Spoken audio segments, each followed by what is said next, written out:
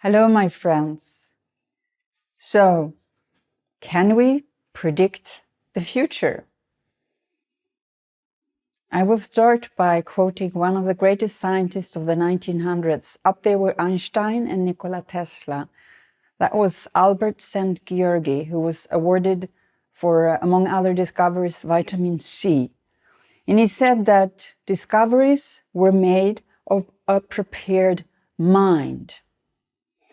And maybe he had a prepared mind because Gestapo was after him, and they caught him once, but he managed to escape. But then they were after him for years, but they never caught him again. And it's quite good to be able to predict the future if you got Gestapo running after you. So I want to start with the now, because all we have for certain is here and now. And I always start my lectures with asking the audience for the greatest possible silence. And it gets very silent, and people get very present. And when I was small in school, I had a teacher who started always every morning. We had to stand up by our desks and be silent so that she could drop a nail, a pin, and we would hear it drop. Then the day started. Very ceremonial. So when you bring yourself to the now, you're here with all your capabilities. And I want to start with defining. Definitions is so important because we can use the same words and we mean different things. So when it comes to the past, I think we all agree it has happened. But we may have different views of what happened. If you have 20 people watching the same incident, they'll describe it in different ways. But we know it's gone, it's past, we can't change it, it has happened. The future, people plan and they think, and they, like New Year's Eve, I'm going to be there, and Christmas, I'm going to celebrate with them. Next week, I have these meetings. But we do not know. You can break your leg tomorrow. You can have a stroke in 3 days. You have no idea about the future. So all we have is here now. And Einstein said that time does not really exist, meaning that both the past and the future is present in the now. Well, I don't know, but I do know that the now is where it happens. And I put together the 5 laws of the universe, and that's, of course, nothing from my own creation. It's already there. I just put it together in something that's easy to remember. Number 1 is what I feed will grow. This is in the now, in the moment. What we feed grows. What you practice gets stronger. What you train gets stronger.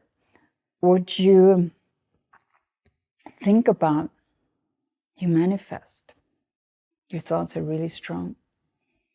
What we feel, we will attract. And what we believe in, what you believe in here, you can create.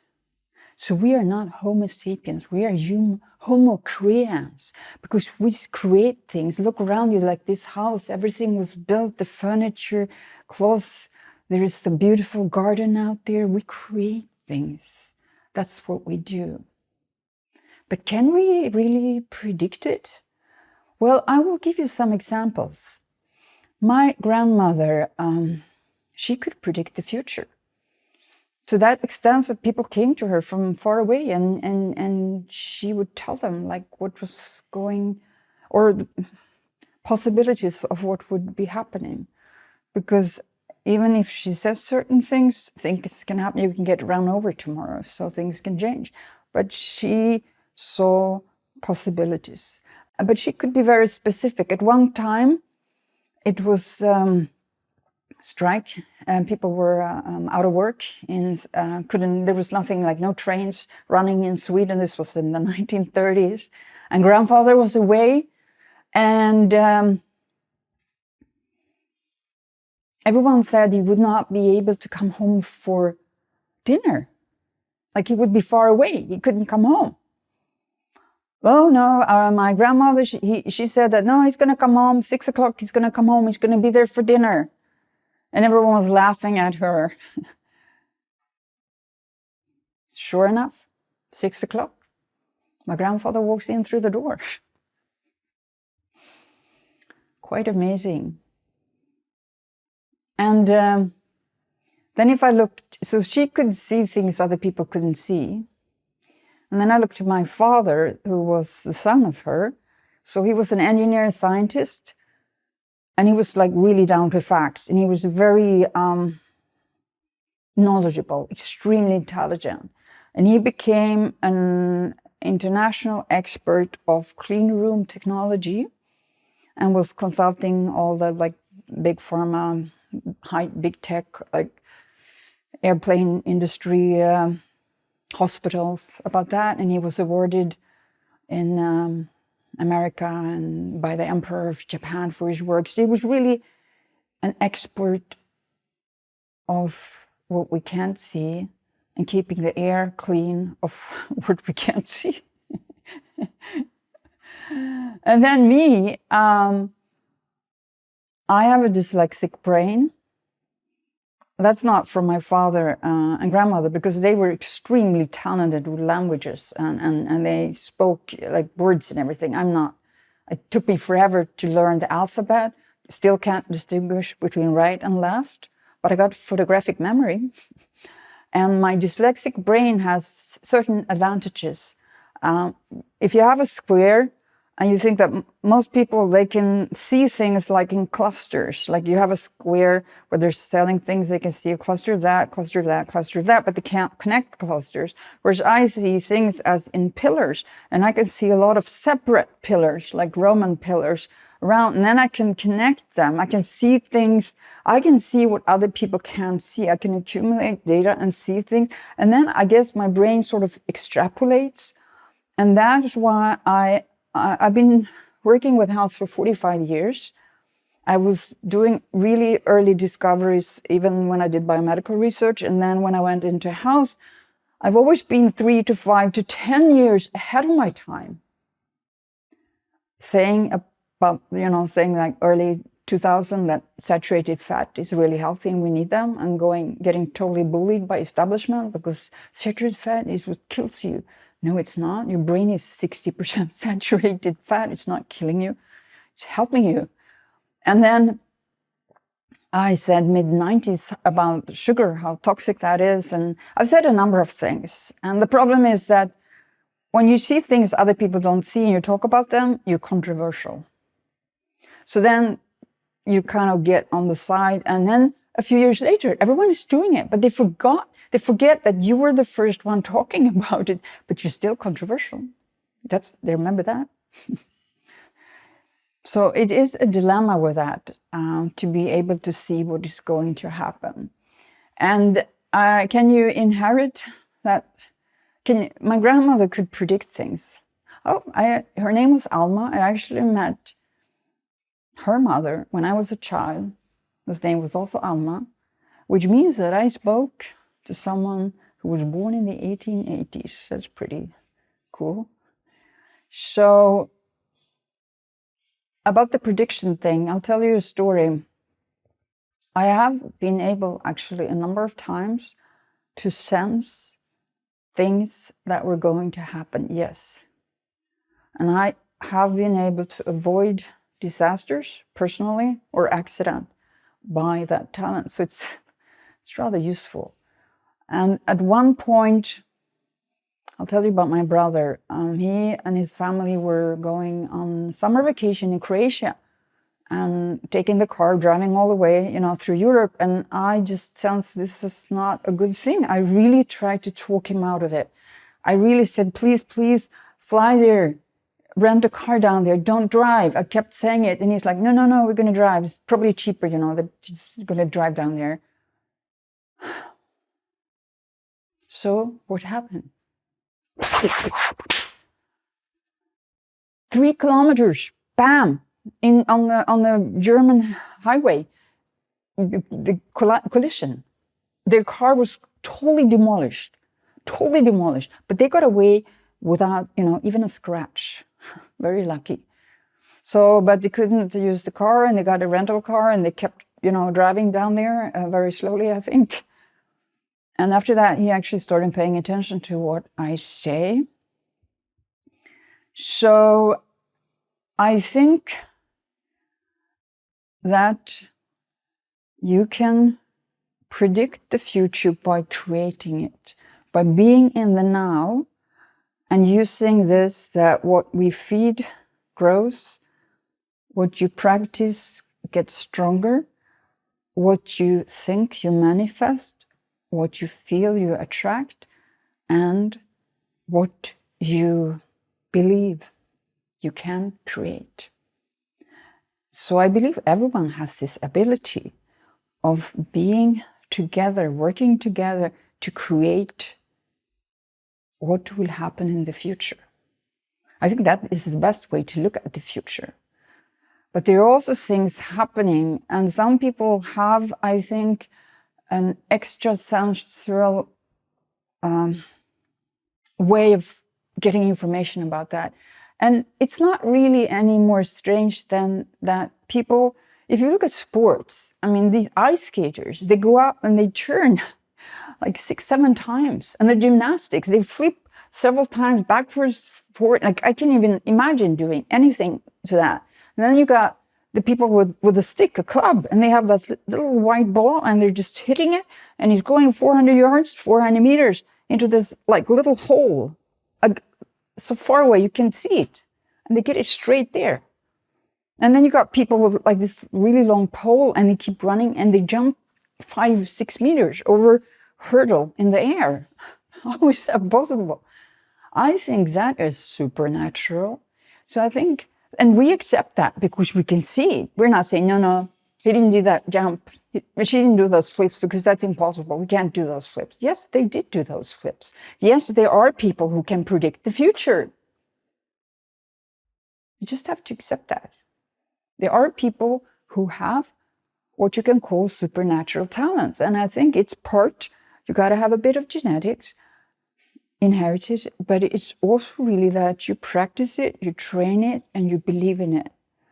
Like those sports people, they wouldn't be able to accomplish those amazing things if they didn't believe they could do it.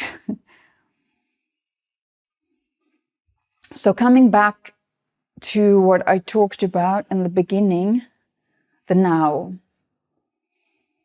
I want to quote again this outstanding scientist, Albert Szent, György, who lived in several countries because he fought in the First World War, and then he had to escape Gestapo in the Second World War. And he said that great research and findings are done with people who see what other people see, but think thoughts other people have not thought.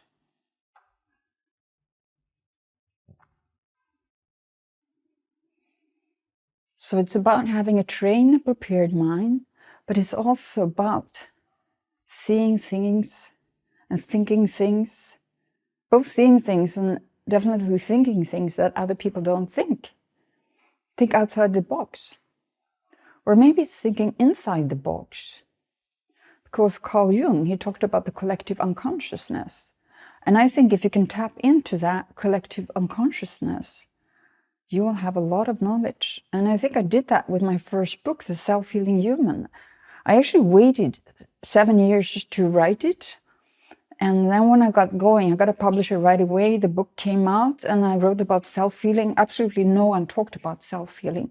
And I called AstraZeneca, and I asked for a definition about health. They didn't have a definition. They had to come back, give me a definition about health. No one at that point in the late 90s were talking about self-healing or health. I don't know what people were doing.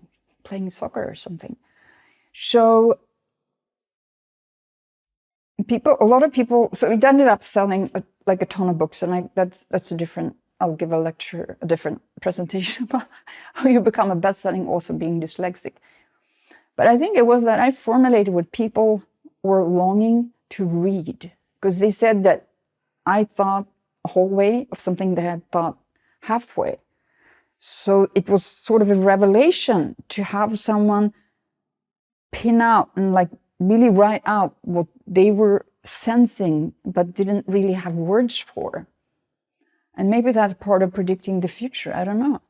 So it might be talent, but it's definitely a talent to tap into what is going on in the human subconscious and be able to bring that to awareness, to formulate it. And I think that thereby you create the future. And I think that everyone can do this if you're able to tap into these things. That's what I think. Because, as I said in the beginning, all we have is the now. And it's about knowing things. And it's about trusting your senses. And I kind of do incredible flips, flops, and jump really high in my brain. I can't do it like out there, and I can't show you anything amazing at all. But I have an amazing flip-flop brain. And if you look at the world now, and you take away K, the first one, K as in key, what do you have? Now. So now is the key to the future.